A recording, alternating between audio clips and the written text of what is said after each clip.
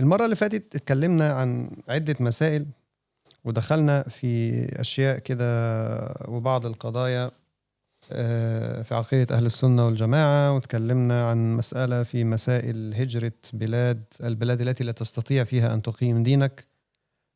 اليوم بيتأكد هذا المعنى، وربنا سبحانه وتعالى وكأنه يحض الناس على الهجرة من المكان الغير مناسب لإقامة دينك.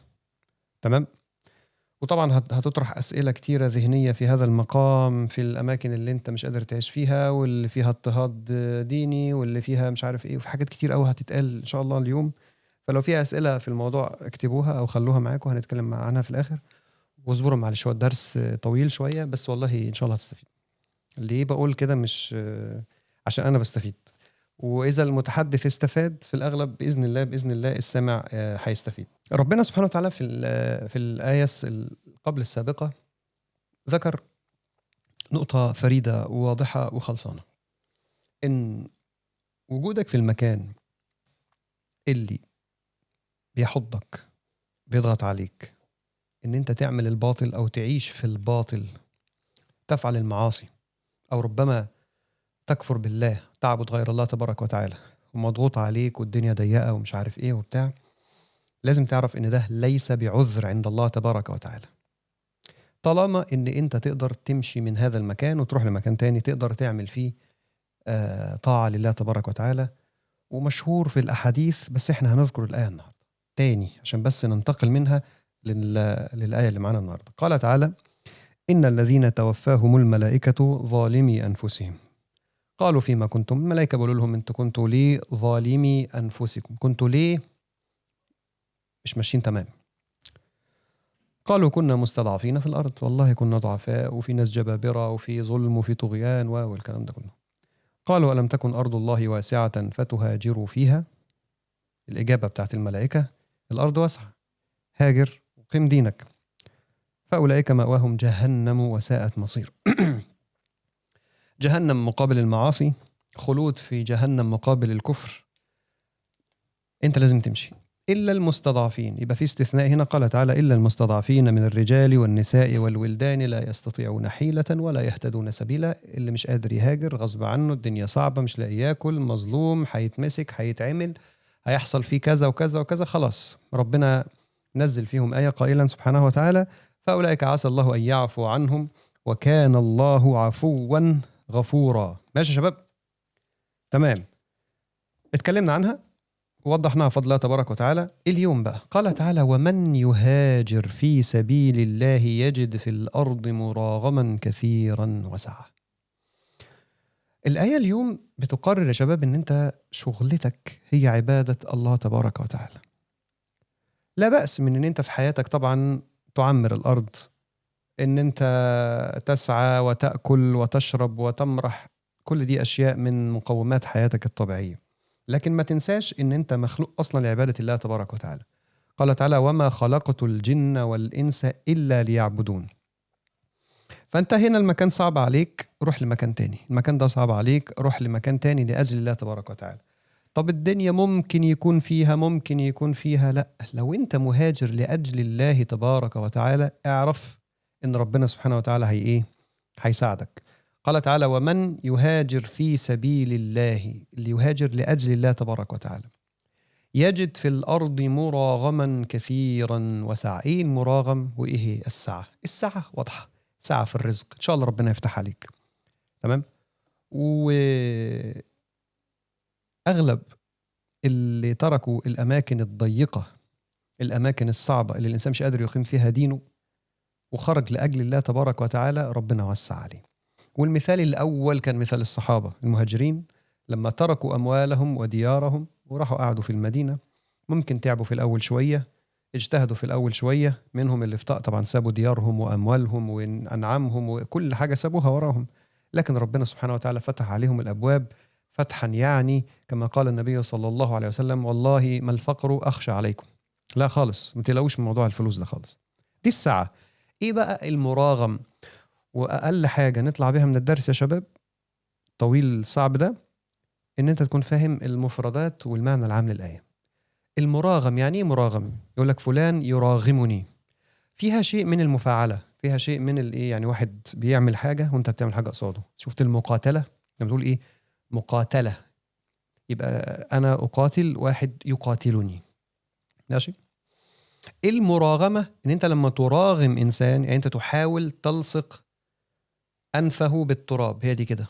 رغم انف فلان يعني لصق بالتراب.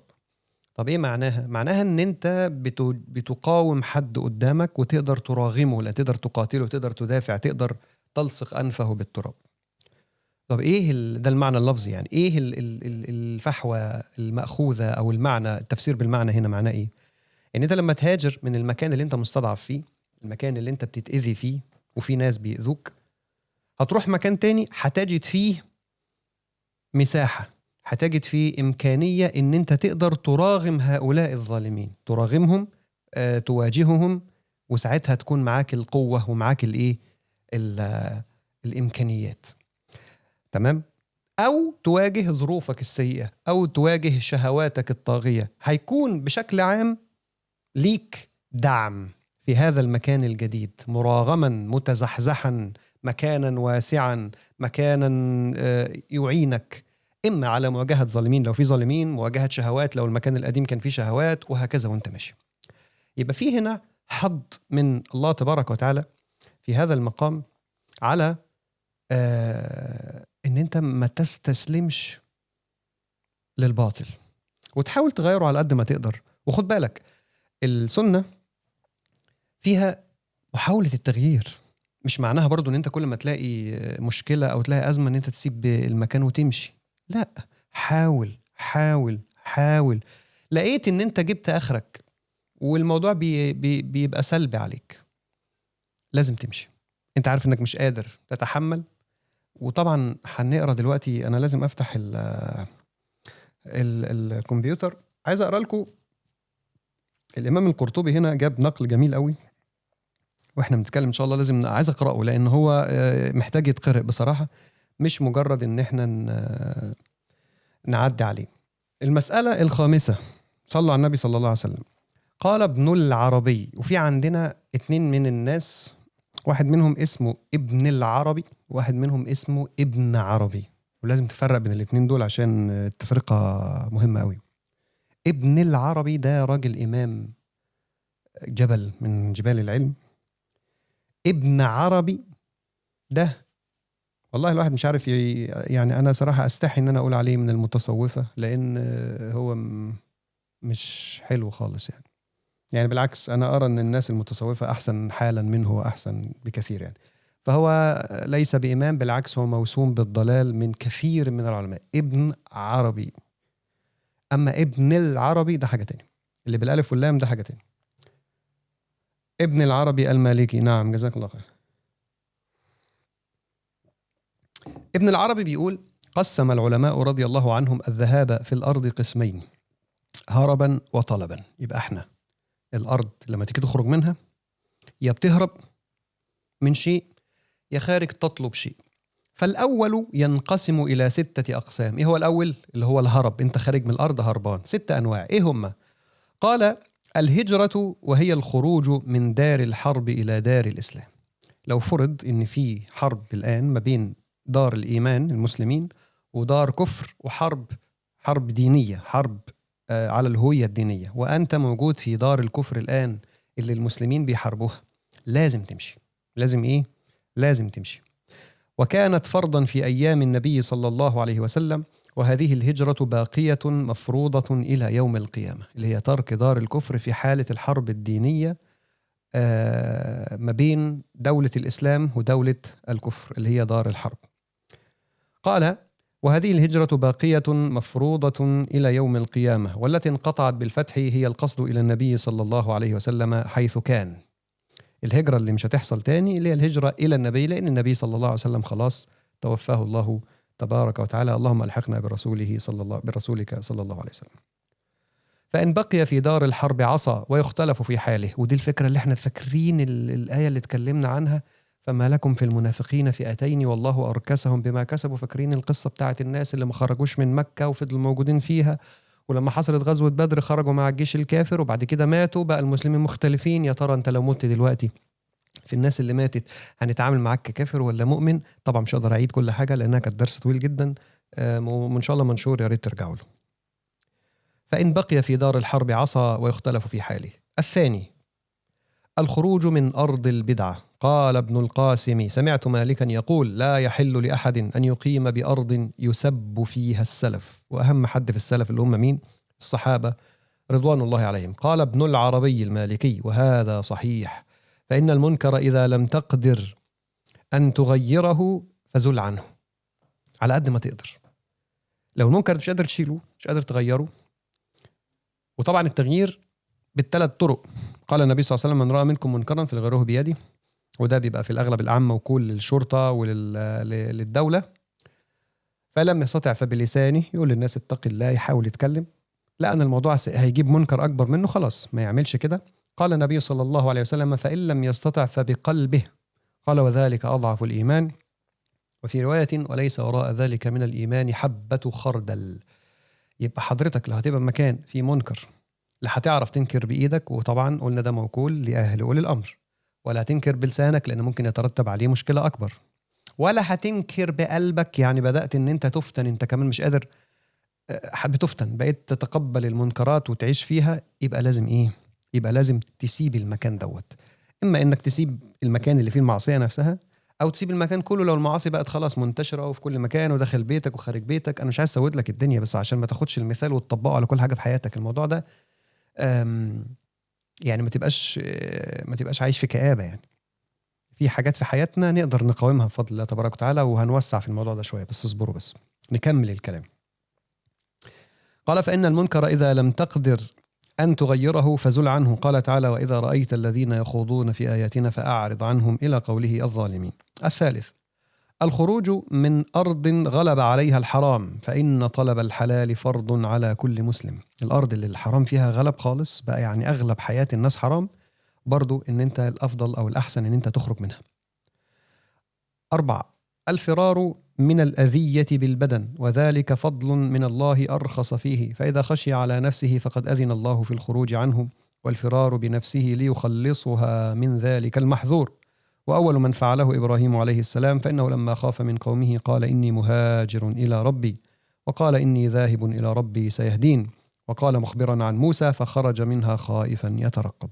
لو في مكان أنت مش عارف تعيش فيه بسبب الأذى البدني، في واحد ظالم مجرم وأنت مش عارف تعيش فيه، وغير آمن على أهلك وعلى مالك، وحاولت بكل الطرق أنك تتجنبه أو تدفع بس مش قادر، أحل الله لك أن أنت تخرج وأن أنت تحافظ على نفسك وعلى أهلك وعلى مالك. 5 خوف المرض في البلاد الوخمة. لما يكون في بلد فيها مرض، ممكن أن أنت أيضا تتركها إلى الأرض النزهة. وقد أذن صلى الله عليه وسلم للرعاة حين استوخموا المدينة أن يخرجوا إلى المسرح فيكونوا فيه حتى يصحوا. وقد استثني من ذلك الخروج من الطاعون، إلا لو كان اللي موجود في البلد الطاعون. والطاعون يعني المرض المتفشي الذي ينتقل بسرعة رهيبة، زي الأمراض نقدر نقول زي، يعني ممكن نقول زي الكورونا مثلا، إذا كان يعني صح وصفه بأنه هو من أمراض الطاعون. المهم مرض ينتشر انتشار شديد وسريع، ويؤثر وينطبق عليه معنى كلمة الطاعون، فينطبق عليه أيضا حديث النبي صلى الله عليه وسلم إن لو أنت قاعد في بلد وجي فيها الطاعون ما تخرجش، ولو أنت خارج من في البلد ما تدخلش، كما قال النبي صلى الله عليه وسلم، وقد تقدم بيانه، بيد أن علماءنا قالوا هو مكروه. 6 الفرار خوف الأذية في المال، فإن حرمة مال المسلم كحرمة دمه، والأهل مثله وأوكد. يبقى دي يا جماعة 6 حاجات اللي اتكلم فيها العلماء في هجرة الهرب. ماشي، منهم حاجات واجبة لازم تمشي زي دار الحرب، ومنهم حاجات رخصة، ومنهم حاجات فيها أفضلية إن أنت تترك المكان. أما الطلب، هجرة الطلب بقى، راح تعمل مصلحة، راح تعمل حاجة يعني. قال: فيتعدد بتعدد أنواعه إلى 9 أقسام. وركز في الكلام الجميل ده. قال: الأول سفر العبرة. جميل أول الموضوع ده، بس مين بقى اللي يقدر يعمل كده؟ يعني السفر في حد ذاته للعبرة، ممكن تخرج كده تسيح في الأرض بس عشان تشوف نعم الله تبارك وتعالى وآلاء الله تبارك وتعالى. قال تعالى: أولم يسيروا في الأرض فينظروا كيف كان عاقبة الذين من قبلهم. وهو كثير، ويقال إن ذا القرنين إنما طاف في الأرض ليرى عجائبها.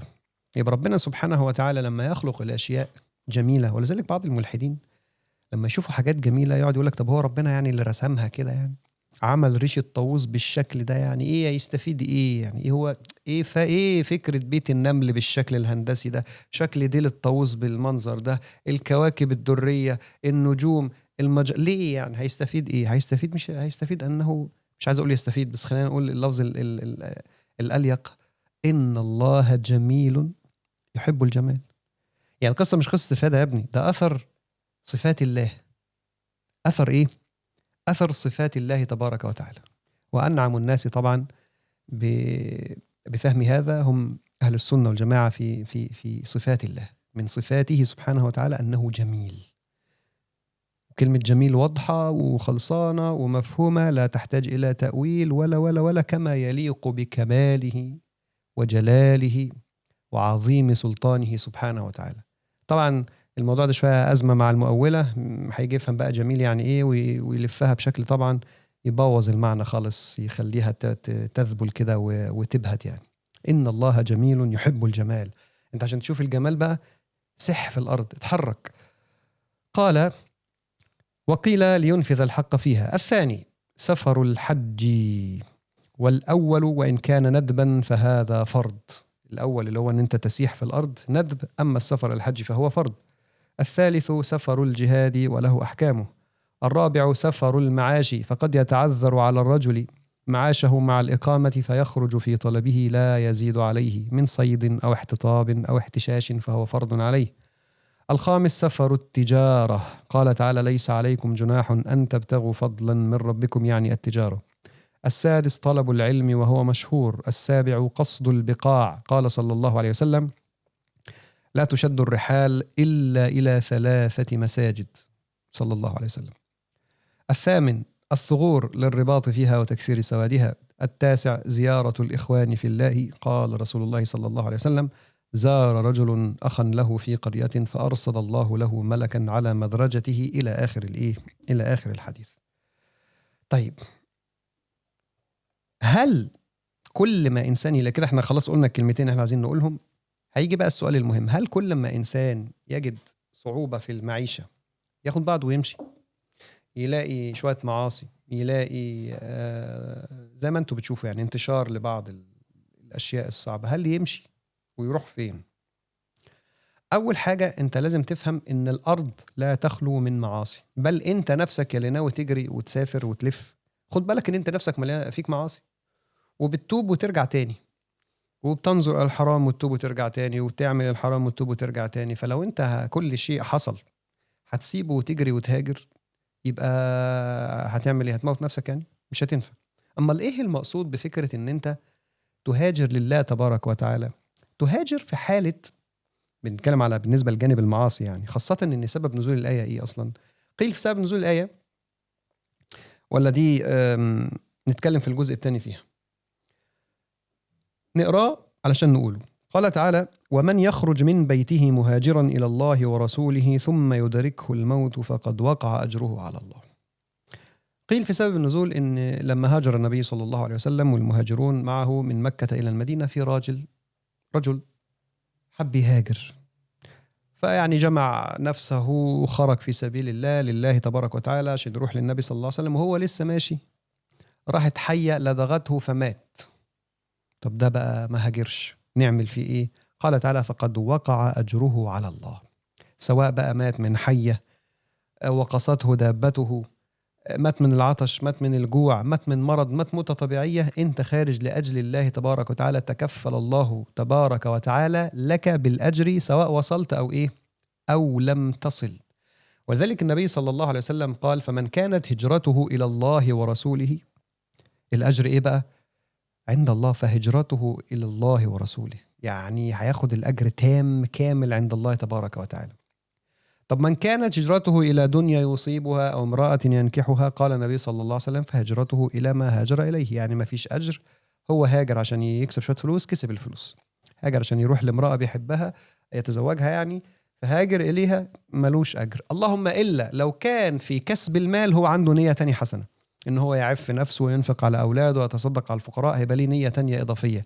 لكن على قد الأكل والشرب بس ماشي، مفيش نية أعلى من كده، ده ليس له أجر، وإنما هو أمر مباح. هو أمر إيه يا شباب؟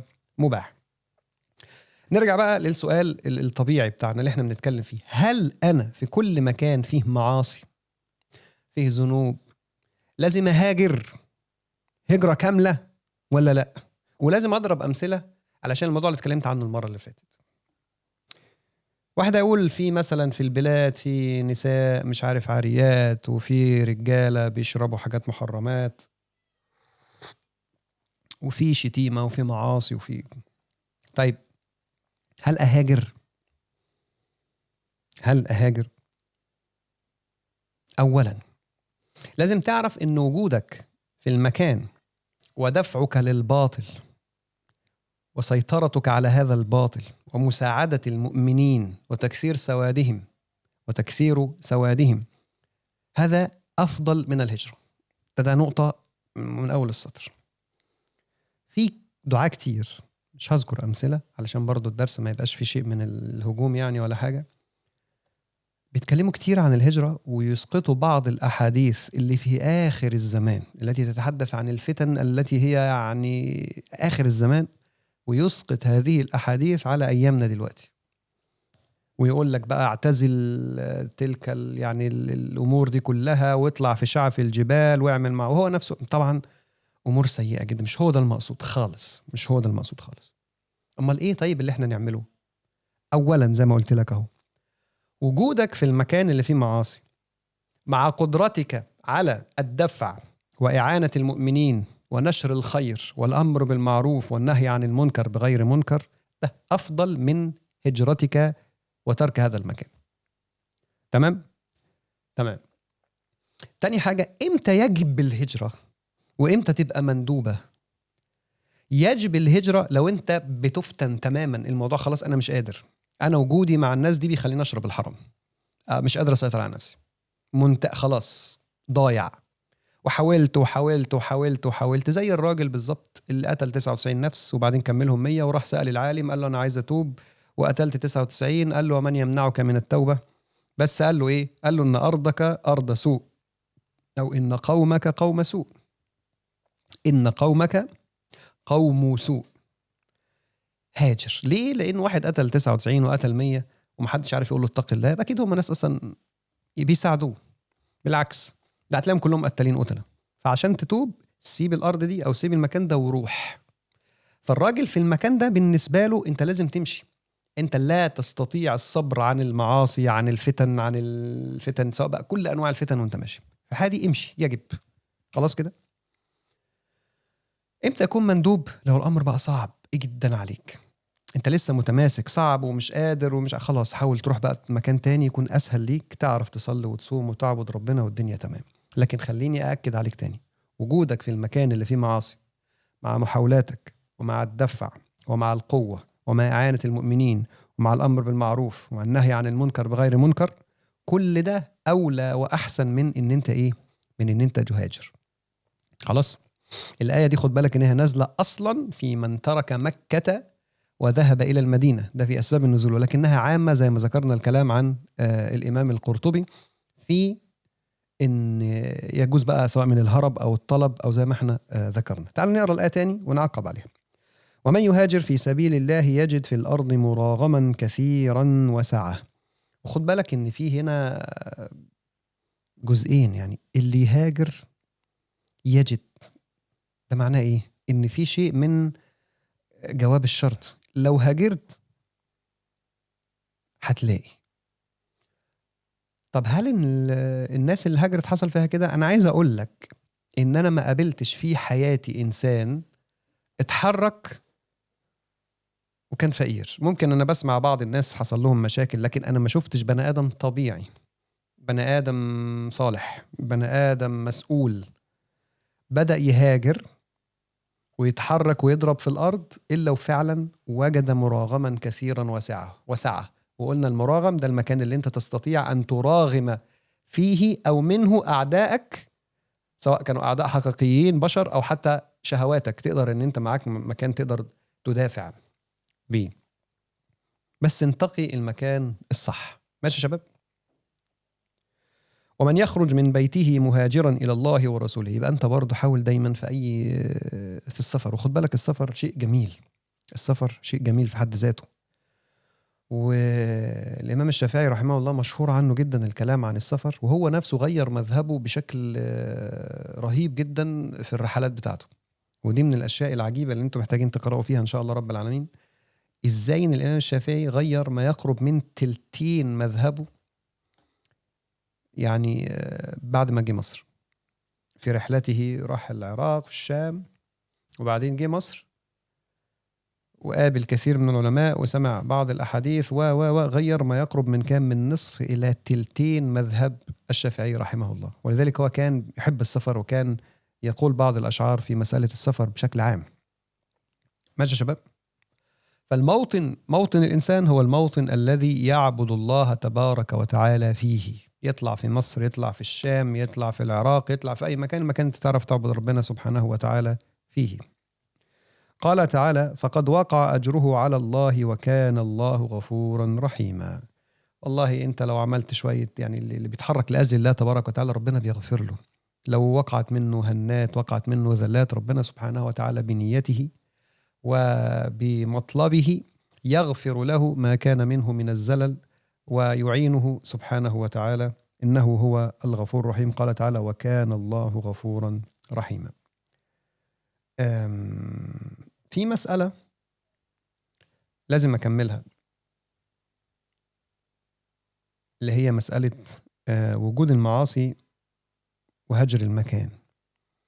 أول حاجة، هجر المكان لا يلزم منه هجر الدولة. دي برضو نقطة مهمة تاني. مش معناه أن أنت تهجر كل ما تروحش المكان اللي فيه مشكلة. أنت عارف أن في مكان فيه ناس بيرقصوا، ماشي، بشكل أنت لا تستطيع لا تأمر ولا تنهى ولا تغض بصرك ولا ولا ولا ولا ولا ولا ولا حاجة خالص، وأنت عارف أن أنت لا هتنكر لا بعيلة بقلبك ولا بلسانك ولا ما تروحش. لكن في مكان هتقدر تنكر بأي أنواع الإنكار الثلاثة، ووجودك ممكن يكون عامل مساعد، أنا بقول لك روح وحاول على قد ما تقدر. خلاص؟ وطبعا بتضرب بقى الأمثلة، أكيد بتضرب في دماغكم في مسألة الأفراح، وإن هو أخوك عامل فرح ولا أختك عاملة فرح. اتكلمت عنها المرة فاتت وهتكلم عنها دلوقتي بمنتهى الوضوح ومنتهى الصراحة. اللي قالوا بعض إخواتنا الدعاة الأكارم من أخوات وإخوة إن هو ما راحش فرح أخوه أو فرح أخته علشان في موسيقى أو كده وبتاع، هو ده اجتهاد شخصي منه. بس أنا بقول لك صلة الأرحام في المكان ده أولى من إنك ما تروحش، أولى من إنك ما تروحش. روح وانصح واتكلم وسلم على أخوك وسلم على أختك، وقف معاهم واظهر معاهم وثبت قلبه علشان ما يزيدش في المعاصي أكتر. ماشي كده؟ بشرط إن أنت تكون قادر، ومش هتروح يعني تسمع الموسيقى ترقص أنت كمان فاهم إزاي؟ تكون أنت عارف إن أنت هتتماسك وغاضت بصرك والدنيا تمام. خلاص؟ هيبقى أنت عارف إن أنت تصبر على، لأن الهجرة في حد ذاتها لازم يتوقع منها شيء مفيد. ماشي؟ ايه التأثير اللي هتعمله ان انت لما تروحش تدعم اخوك في فرحه، وبدل ما يلاقي واحد راجل محترم بيصلي اخوه بيدعمه بيقف جنبه، ما يروحش يلاقي بقلة وحزقلة وفلة ومنافلة ولاقي دول اللي عمالين قاعدين معاه في الفرح. ايه الحلو في كده يعني؟ ماشي يا شباب؟ لا واحد بيقول لا علاقة لصلة الأرحام. لا، ده ليه علاقة ونص. ماشي؟ ده في حديث ان انت اذا دعيت الى وليمة العرس ان انت يجب انك تذهب، وجمهور العلماء على وجوب الذهاب الى وليمة العرس. انتوا بس ممكن تكونوا مش مدركين القضية. وفكرة ان المرأة تروح لا تلاقي ما تلاقيش اختها وما تلاقيش امها انتوا الكلام ده مش صح. الكلام ده غير صحيح، خاصة ان المناسبات دي لا تتكرر. هو المرأة بتتجوز كم مرة والرجل يتزوج كم مرة؟ ماشي؟ انا مش بقول حرام عليك انك ما تروحش، خلاص كده، بس انا بقول انا شايف من وجهة نظري الشخصية ان ده جانبه الصواب والاصل، طالما انك تقدر تتماسك وتنكر. خلاص، تقدر تتماسك. وهو عدم روح، ما انت لما ما رحتش استفدنا ايه؟ روح وانكر، روح قول له ما كانش المفروض تعمل كده، كان الاحسن تعمل. خلاص، عملت اللي عليك. وانكر بقلبك وانكر بلسانك، وقف ادعم اخوك، قلل من المعاصي، قلل من المشاكل، قلل او روح سلم وامشي. في حاجه يعني هيحصل لك؟ مش هيحصل لك حاجه ان شاء الله رب العالمين. لكن عدم مروحك، ايه الفايده اللي ترتبت على كده؟ ايه الفايده اللي استفادها الناس من عدم مروحك في مكان زي ده؟ عشان كده انا بقول لك اهوت، ان وجودك ودفعك ومحاولاتك في تقليل الباطل على قد ما تقدر، ده انفع ليك من مجرد الايه، من مجرد الاعتزال والهجر. بل بالعكس، ده في كثير من الاحيان بيكون من السلبيه بمكان. ولذلك انت خد المبادره، ما تبقاش انسان سلبي. انت روح ساعد اخوك وساعده في الفرح من البدايه، ورتب مع الاحوال، ورتب مع اختك، وبلاش نعمل ده ونعمل ده، وانا ساعدك واروح اكلم الناس والم لك الدنيا، وبلاش نعمل في الشوارع ونلم المجرمين علينا، ويا نعمل في مكان مقفول علينا ونعزم الناس ونأكل. فاهم ازاي؟ خد انت زمام المبادره، لكن تسيب الدنيا خرابه وبعد كده كل اللي عليك تقول انا ما رضيتش اروح وما رضيتش اعمل. انا شايف ان، مش بقول حرام، انا بقول لك جانبك الصواب، ودفعك ومحاولاتك اولى من ان انت مجرد الهجر اللي هو نقدر نسميه كده في شيء من مش عايز اقول سلبيه، مش هيفيد. لا انت انكرت بلسانك، ولا انت انكرت بايدك، ولا انت انكرت بقلبك، انت ما رحتش اصلا وما دعمتش الناس وما قللتش الباطل على قد ما تقدر. اللهم الا لو انت شايف نفسك هتفتن، دينك هيروح، اول ما هتروح هناك تعمل حاجه غلط، تشرب حاجه غلط، تاكل حاجه غلط، ده موضوع تاني طبعا، ايه كله مستثنى فيه. والموضوع درجات يا شباب. يعني ايه درجات؟ يعني فرح الناس بس عاملين هيصه وزنبليطه حاجه، وفرح تاني مليان حشاشين ومجرمين حاجه تانية. فرح في عائلات قاعده، كل واحد يعني قاعد مع العيله بتاعته، غير فرح تاني جايبين رقاصه وطبال وعماله تمشي تعمل. طبعا كل حاجه وليها نقدر نقول الاختيار والقرار بتاعها. لكن انت بشكل عام بلاش يبقى ده ديدنك. وخد بالك ان فكره الزواج بتاثر، وعدم حضورك مع اهلك بيؤثر، ودي مناسبه ما بتتكررش، هي بتبقى مره واحده في العمر وما بتتنسيش. فلا انصح ان الناس تستثمر في الموضوع ده وان هي تكمل فيه. خلاص. وتاني بأكد ان احاديث الهجرة واعتزال الناس بالكامل اللي بيستخدمها برضو بعض الدعاة حبايبنا، وان انت تاخد بقى غنمك وتطلع في الجبال ومش عارف ايه والكلام ده، الكلام ده في ازمنة الفتن اصلا قيل ان هي دي محمولة على اخر الزمان، او في الفتن التانية التي لا يمكنك ان انت تتواجد فيها خالص. وده من السلبية بمكان ان انت تحاول تطبقها في بلاد المسلمين الان. ماشي؟ لا، حاول وكمل واعمل اللي عليك. الحمد لله لسه في مساجد، الحمد لله لسه في ناس بتقرأ القرآن، الحمد لله لسه في اخوات بيلبسوا الحجاب، الحمد لله في ناس كانوا عصاة ويرجعوا، وبعد ما يرجعوا بيروحوا، وتفضل الدنيا كده بفضل الله تبارك وتعالى لحتى نلقى الله تبارك وتعالى. لكن المكان اللي انت لا تستطيع فيه إقامة دينك بالكامل، أو ان انت هتفتن فيه، هاجر. قال تعالى: ومن يهاجر في سبيل الله يجد في الأرض مراغما كثيرا وسعة. ليه تعمل معاصي؟ يمكن الله قيد لهم شيطان ما يشوفوا ويقتنعوا بالحق. لا، ما تعملش معاصي. راح يقولوا عليك مجنون ويؤذوك بالأكثر. مجنون ليه؟ وانت هتروح تمسك الميكروفون وتقول لهم لعنكم الله؟ انت هتروح مش هتروح تعمل كده على حاجة. لا بالعكس، انت ممكن وجودك يأثر تأثير إيجابي، ان الناس تهدى، او ان اخوك نفسه لو ما كانش صلى يصلي، لو اختك كانت ناوية تعمل حاجة ما تعملش، والدك كان يعمل. يعني ممكن تأثر تأثير إيجابي، مش لازم يكون. وده برضو يرجع لإيه؟ يرجع قلنا لنوع العرس. خلاص كده، في أعراس فعلا منطقية روح وحاول، وفي أعراس ثانية صعب جدا إن أنت فعلا حتى تعمل وأنت تقدر. بس عرس جايبين بقى حشاشين ومجرمين وخمور ورقصات ومش عارف إيه وبتاع، والله أنت هتفتن ما تروحش. خلاص كده. قال تعالى: وإذا ضربتم في الأرض فليس عليكم جناح أن تقصروا من الصلاة إن خفتم أن يفتنكم الذين كفروا إن الكافرين كانوا لكم عدوا مبينا. ما تروح أفضل ليحسوا بغلطهم. لا، مش هيحسوا بغلطهم ولا حاجة. في الأغلب أنا بقولش بس حرام ولا حلال. لو أنت ما روحتش الناس ما استفادوش حاجة، ولا هيحسوا بغلطهم ولا أي حاجة. بالعكس، هيقعدوا يهيسوا ويقولوا كويس إنه ما جاش عشان ما يغمناش، نعرف نرقص براحتنا ونعرف نهيص براحتنا. وبرضو الأمور ليها يعني كل واحد له اجتهاده حسب الموقف اللي انت فيه. بس انا رؤيتي روح وما تفوتش المناسبات دي، ان انت تحاول ان انت تقلل الشر على قد ما تقدر، وظهورك في الاماكن ده بيقلل الشر. ما رايك في مخالطه الملحدين وعباد اشياء اخرى في اطار بعثات علميه مع اقامه الدين رغم الاذى؟ هتقيم دينك وتعمل بالمعروف وتنهى عن المنكر وانت قادر على المناظرات، بس مش كل الناس كده، في ناس فشله وضايعين لا بيعرفوا يناظروا ولا بيعرفوا يتكلموا ويخربوا الدنيا على الفاضي.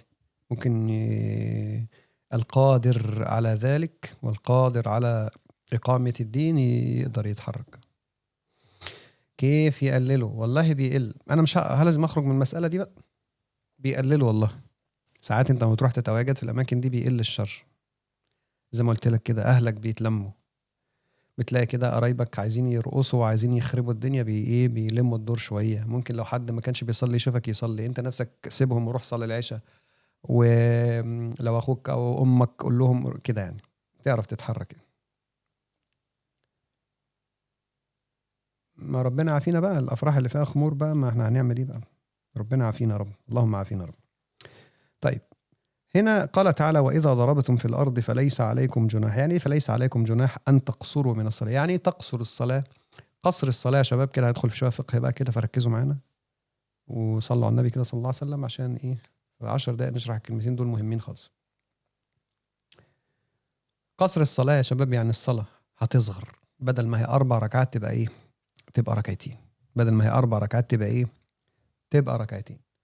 فليس عليكم جناح يعني ليس عليكم مشكلة، ليس عليكم إثم، ليس عليكم حرج إن أنت لما تضرب في الأرض. والضرب في الأرض هنا يعني السفر، ولا يشمل كل أنواع السفر على القول الأرجح من أقوال العلماء. في علماء بيقولوا لازم يبقى سفر طاعة، يعني أنت لازم تكون رايح عمرة رايح حج، لكن لو خارج كده في التجارة ما تقصرش. لا، هذا الكلام والله أعلم ليس الأولى. القول الأصح إن جميع أنواع السفر مجرد ان انت تبقى ضربت في الارض يجوز ليك القصر، ان الصلاة الطويلة تصغر.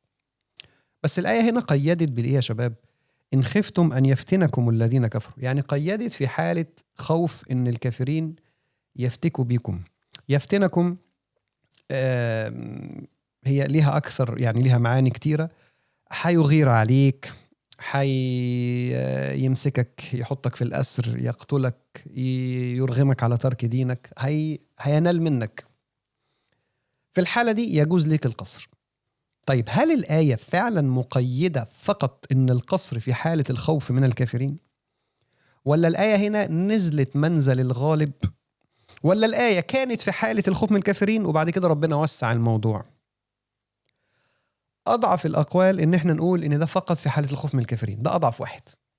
إن هو يعني في حالة الخوف من الكافرين بس يجوز القصر، أما لو ما فيش خوف يبقى خلاص لازم تتم الصلاة. ده أضعف الأقوال. أولى الأقوال إيه بقى؟ إن الموضوع أصلا كان نازل لأن جميع أسفار المسلمين زمان كانت في حالة خوف. في الأغلب الأعم ما كانش فيه سفر للمسلمين يروحوا في أي حتة، رايحين الحبشة، رايحين المدينة، خارجين في التجارة، بيعملوا أي سفر ليك وإنت مسلم، معناه ان انت مستهدف من مكة، من قريش يعني في مكة، من فلان، من علان، انت مستهدف. فدايما انت في حالة خوف. فربنا سبحانه وتعالى من حكمته ومن رحمته يخفف على الناس. وطبعا واحد يقول يعني يخفف، يعني هم ال4 ركعات لما يبقوا ركعتين هيبقى تخفيف؟ اولا التخفيف من عند الله تبارك وتعالى في مسائل السفر مش حاجة واحدة، واللي سافر جرب وعارف. يعني حتى لو انت بتسافر بوسائل المواصلات الحديثة ماشي، وكلكم عارفين لو انت بتسافر بطيارة، لو انت بتسافر حتى بصاروخ، توقيتات الصلاة كفيلة بان هي تضعك في ضغط شديد جدا جدا جدا، لدرجة ان انت لا انت عارف تصلي، ولا انت عارف تسافر، ولا انت عارف تركز، ولا انت عارف تتوضى، وتوضيت ودخلت الحمام مش عارف اعمل ايه، والطيارة هتطلع، طب اقعد، طب اصلي ولا قاعد، وانا واقف، الحق اجري، الشنطة، تفتيش، الباسبور. والله ده اللي بيحصل. فلو ربنا سبحانه وتعالى صعب عليك الموضوع، قال لك لا، في حالة السفر ماليش ده، تعمل 1 2 3 والصلاة في وقتها وتتوضى كذا وما فيش لكن ده سبحان الله تجد الموضوع بقى من جمال الشريعة إن الدنيا أسهل. تجد بقى حاجة اسمها جمع الصلاة، يا إما تطلع العصر وتصليه مع الظهر، يتنزل الظهر وتصليه مع العصر، يتطلع العشاء تصليها مع المغرب، يتنزل المغرب وتصليه مع العشاء. وتجد إن الموضوع بقى سهل قوي. صح، ده مسألة الجمع مش هنتكلم عليها النهاردة. وكمان بقى فيه تقصير شوية في الصلاة، مش بس تقصير في الأداء وإنك ما تقراش كتير وتخفف الدنيا عشان انت في سفر، لا، ده كمان حتى الصلاة 4 نزلت 2 ماشي. اما الثلاثه تفضل ثلاثه والاثنين يفضلوا اثنين ما يتغيروش. جبت منين الكلام ده؟ ده من فعل النبي صلى الله عليه وسلم واجماع اهل العلم ان صلاه المغرب ما فيش فيها قصر، ثلاثه ما بقوش اثنين ولا واحد، هي ثلاثه تفضل ثلاثه. وهنا يا جماعه طبعا يبرز بقى دور السنه، ومنكر السنه طبعا يركنوا على جنب، لان هم في المواضيع دي وفي الايه اللي جايه هيبان اكبر ضلال لمنكري السنه ومنكري الصلاه، اللي هم بيقولوا ان الصلاه في القران معناها الدعاء او معناها ما فيش بقى حاجه اسمها سجود ولا ركوع. ماشي، هيتفاجئ من الايه اللي جايه او اللي بعد اللي جايه ان شاء الله في الدرس القادم باذن الله رب العالمين. نخلينا زي ما احنا. يبقى ربنا سبحانه وتعالى خفف في الجمع وان الصلاه تقصر. وعندك كمان في مساله التيمم في حاله صعوبه استخدام الماء او عدم استخدام الماء. وعندك ان انت بتصلي الصلوات اكتر من صلاه بوضوء واحد لو انت محافظ على الوضوء، وان انت لو اتحركت بيك الدابه او الطياره او المكان ممكن تصلي في غير اتجاه القبله، لو انت مش قادر تقف ممكن تبقى قاعد. اشياء بقى كتيره، في نوافل ممكن تسقط من عليك ما تصليهاش وتعديها. فبدا الصوم ما تصومش. كل ده كان تخفيف من الله تبارك وتعالى. الشاهد ايه يا شباب؟ طبعا كثرة الأسفار، وأنا من الناس اللي بتسافر وبتركب طيارة في السنة مش أقل من 6 مرات. بقول لكم لولا التخفيف من الله تبارك وتعالى في مسألة الجمع والقصر والوضوء والصيام والحاجات اللي ربنا عملها دي، كان الأمر هيكون أصعب مما يكون، وكان الإنسان هيعيش في ضغط وستريس جامد جدا جدا ويقع في المعاصي ويحس بالأزمة. لكن الفضل من الله تبارك وتعالى. فالآية بتقول إيه؟ فليس عليكم جناح أن تقصروا من الصلاة. الأول يعني ضربتم في الأرض، يعني سافرتوا، ودي من الأشياء اللي تستخدم. ويا ريت نطلع من الآية على الأقل بالحاجات البسيطة دي. يبقى ضربت في الأرض يعني يا شباب يعني سافرت، خلاص. ما فيش عليك مشاكل، ما فيش عليك حرام لو أنت قصرت من الصلاة، إذا كنت خايف إن الكافرين يفتنوك أو يستولوا عليك أو ينقضوا عليك. تمام. جه واحد بقى في أيام سيدنا عمر وبيقول له يا أمير المؤمنين، الآية دي بتتكلم عن القصر في الصلاة في حالة الخوف. وقد أمن الناس تعرف في عهد عمر بن الخطاب كان خلاص الدولة امتدت وبدأ جابت بقى خلاص من بلاد فارس لحد ليبيا شوية لحد ليبيا تقريبا 15 16 17 دولة. فبقت أسفار المسلمين ولا حاجة، ده مسافرين للتجارة وللتبادل المنافع والدنيا بقت تمام. فبقول له يا أمير المؤمنين هي الآية دي إيه؟ الآية بتقول فقط القصر في حالة الخوف من الكافرين، وإحنا خلاص مش خايفين. قال له أنا أول واحد سألت النبي صلى الله عليه وسلم إيه اللي حصل؟ قال له رحت قلت له يا رسول الله مباشرة كده هذه الآية وقد أمن الناس. الآية بتقول إن القصر فقط، ده فحوى الآية يعني فهمي للآية، في حالة الخوف من الكافرين، وباش في خوف ولا حاجة، ده هم اللي خايفين مننا. فقال النبي صلى الله عليه وسلم صدقة تصدق الله بها عليكم فاقبلوا صدقته. الآية هنا أو التفسير قول النبي صلى الله عليه وسلم ده معناه إيه؟ إما يعني إن الآية فعلا كانت نازلة في حالة الخوف وبعد كده ربنا سبحانه وتعالى وسعها علينا وبقت خلاص أي سفر، أو إن الآية أصلا من الأول كانت نازلة في أي سفر بس كانت يصادف إن كل أسفار المسلمين كانت كلها خوف. فالآية كانت بتتكلم على السفر كسفر، ولكن القيد هنا قيد بيسموه قيد أغلبي. عارفين ايه قيد أغلبي؟ يعني مثلا أقول لك إيه، مثلا كيف تقتل رجلا بريئا ضعيفا؟ هل ده معناه إن ينفع تقتل رجلا بريئا بس قويا؟ بقول لك كده كيف تقتل رجلا بريئا ضعيفا مسكينا فقيرا؟ هل ده معناه انه لو بريء بس مش ضعيف ومش قوي والكلام ده ينفع تقتله؟ طبعا لا. ولكن انا بضيف لك قيود تانية كمان في الاغلب العام ده مانع انك تقتله. يعني هو بريء خلاص كده وكمان ضعيف وكمان فقير، يبقى فاهم ازاي؟ فربنا سبحانه وتعالى الآية من البداية نازلة في جميع الأسفار، بس قيدت بالخوف من الكافرين لأن ده كان الطبيعي، بس مش معناها إن لو ما فيش كافرين يبقى ما تقصرش. أو هي كانت نازلة فعلا في حالة الخوف بس، ثم عممها الله تبارك وتعالى وجعلها في جميع الأسفار. يبقى حضرتك في أي سفر من حقك ان انت تقصر من الصلاة. كيفية القصر بقى، تخش في شوية الفقهية بقى. كيفية القصر يا شباب، قلنا ان الصلاة الركعتين لا قصر فيها، الصلاة 3 ركعات لا قصر فيها. بقى انت عندك القصر في الظهر والعصر والعشاء. بتصلوا كام ركعة يا باشا؟ بيتصلوا ركعتين. ممتاز. عندنا بقى شوية أسئلة وشوية خلافات. أنهي سفر بالظبط اللي ينفع أقصر فيه، ولا أي سفر تمشي في أنهي سفر؟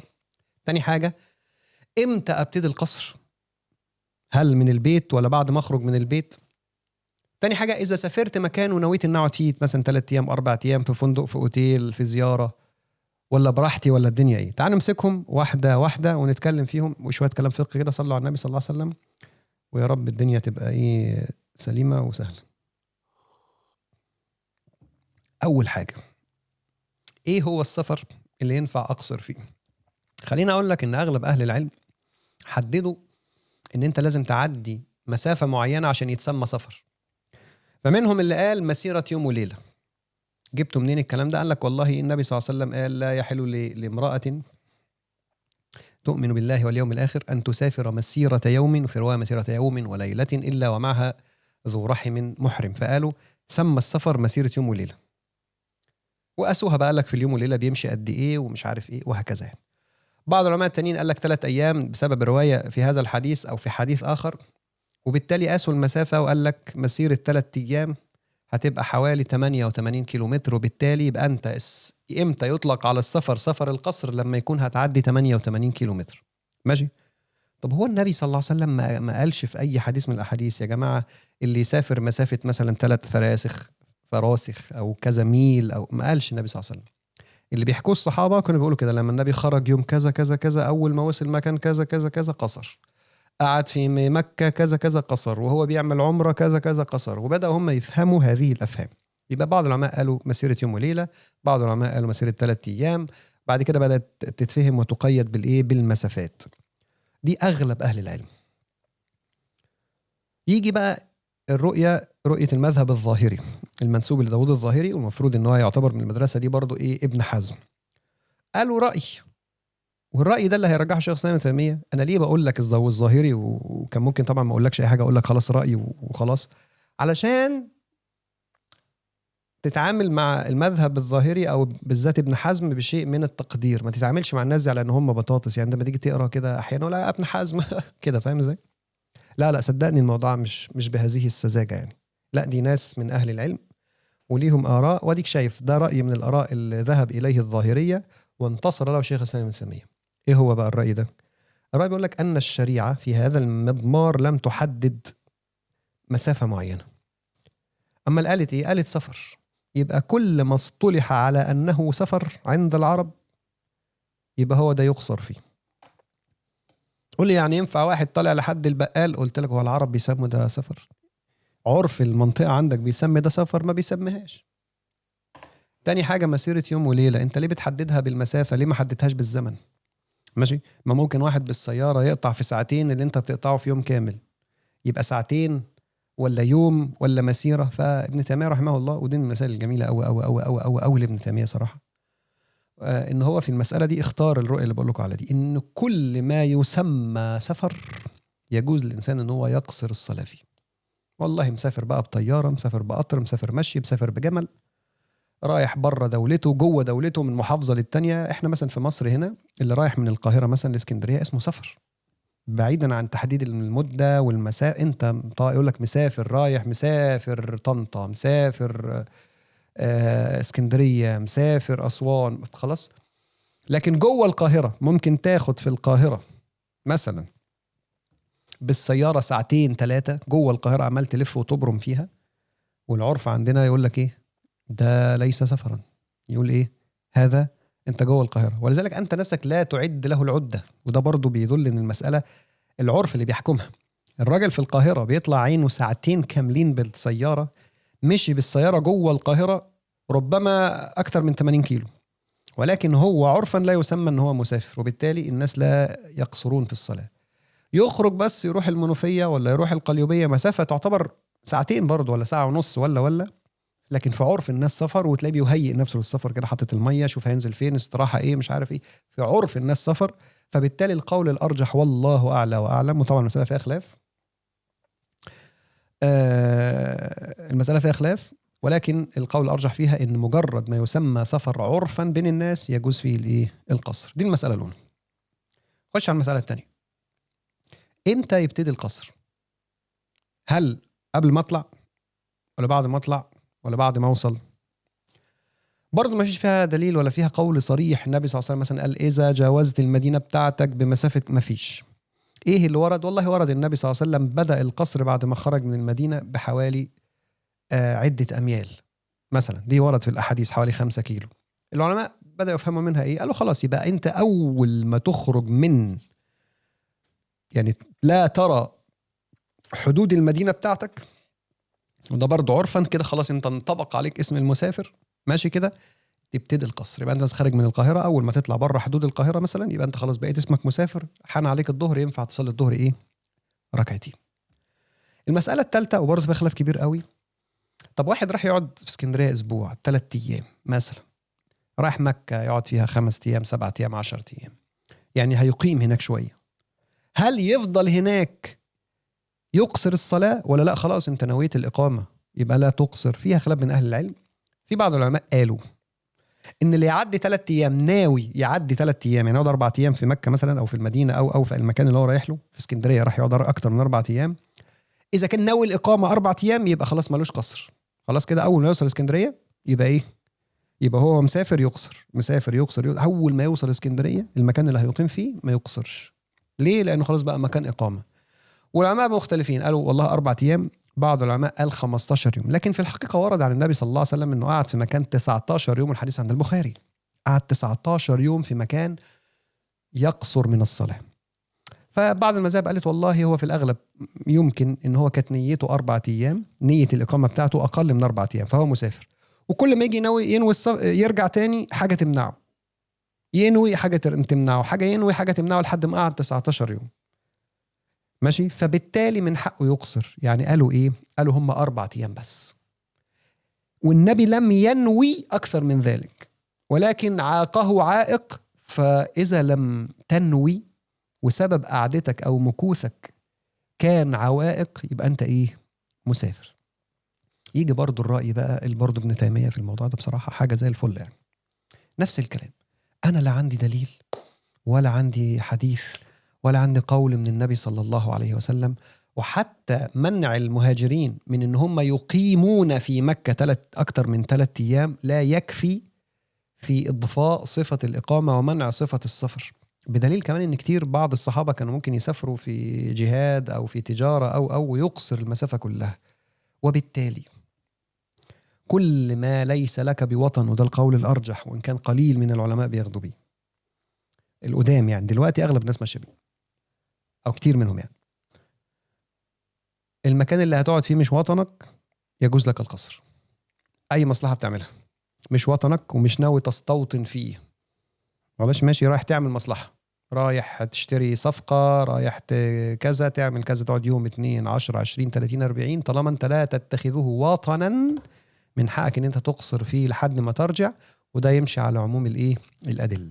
والمسألة فيها يا جماعة طبعا خلاف سائغ وكبير جدا، فانت طبعا ما تتشددش فيها وما ترغمش الناس على رأيك، لأن فعلا الآراء فيها دي من المسائل اللي ربنا سبحانه وتعالى ساب الدنيا فيها ايه واسعة شوية. لو رايح الساحل ماله الساحل تروح الساحل يا عم، روح الساحل واتق الله، يعني عادي، ايه المشكلة؟ في ناس اكيد بتعرف تعبد ربنا سبحانه وتعالى، واكيد في مساجد واكيد في حاجات كويسة يعني، وابعد عن الوحش على قد ما تقدر. ماشي. قال تعالى إن الكافرين كانوا لكم عدوا مبينا.